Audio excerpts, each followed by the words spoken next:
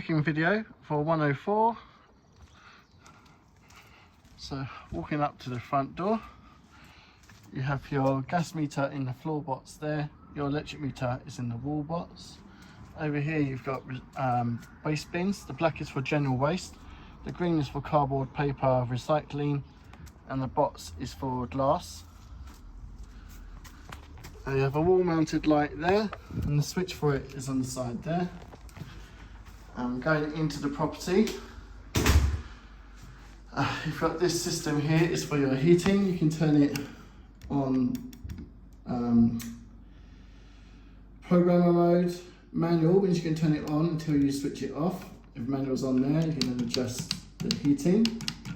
You can turn it off from there as well.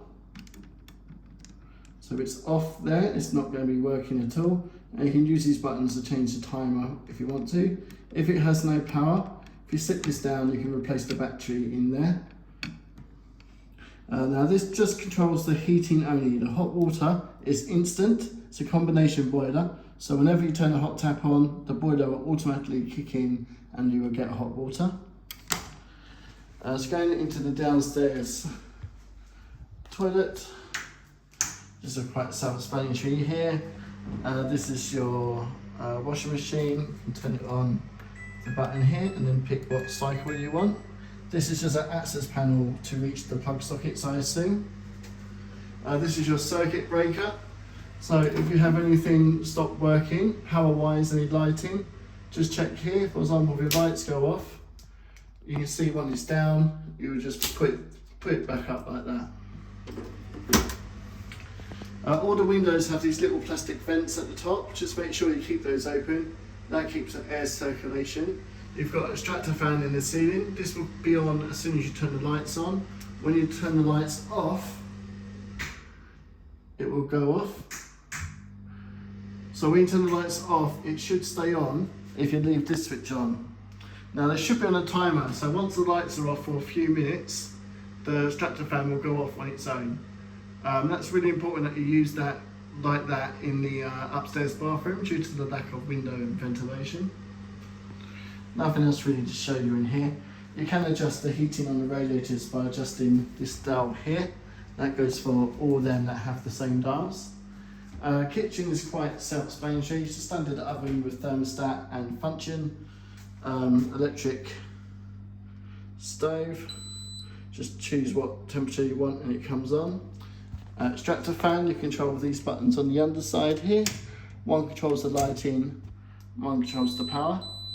Always use this whenever you cook, because it keeps the condensation out and keeps the property vented. You really want to wash those filters every time they get oil and greasy so that they're sticky on touch. This is the vent I'm on about, these vents here.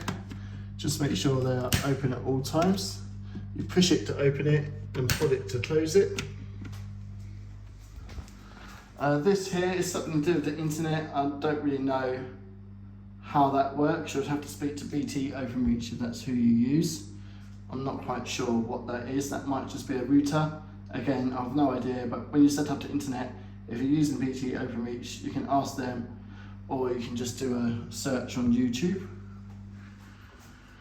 Nothing else really to show you in the kitchen, just that this here, you can stick your knives and tools as long as they're magnetic to the pole, which will save you some storage space.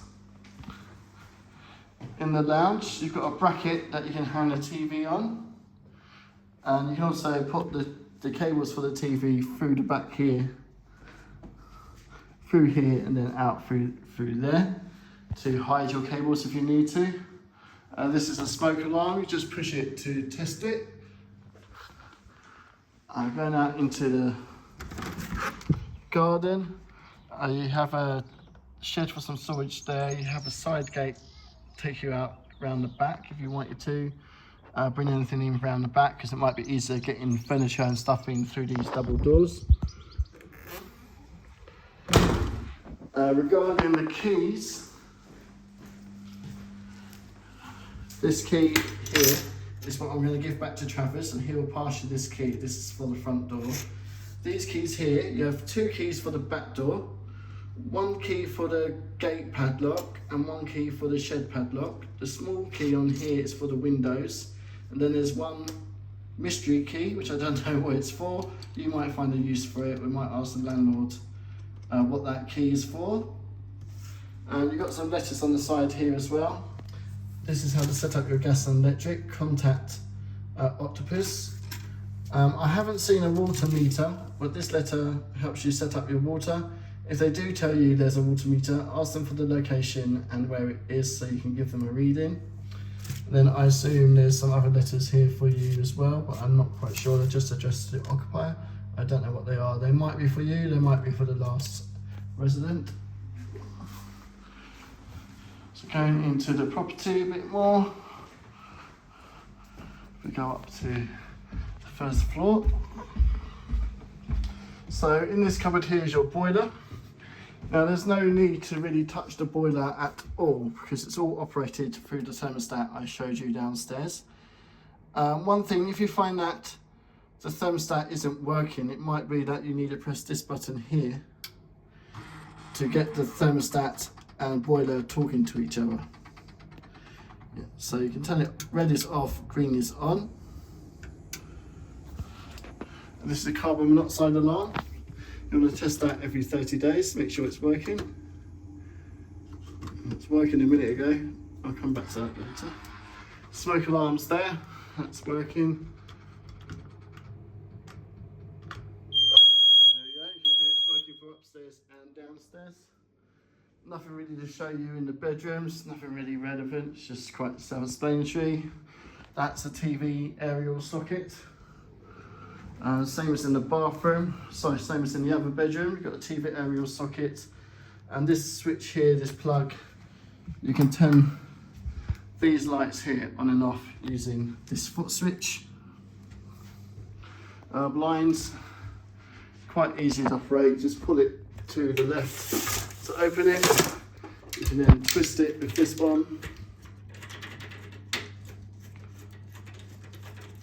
And then to open it, just pull it and pull it slightly to the right, and then it will stay closed.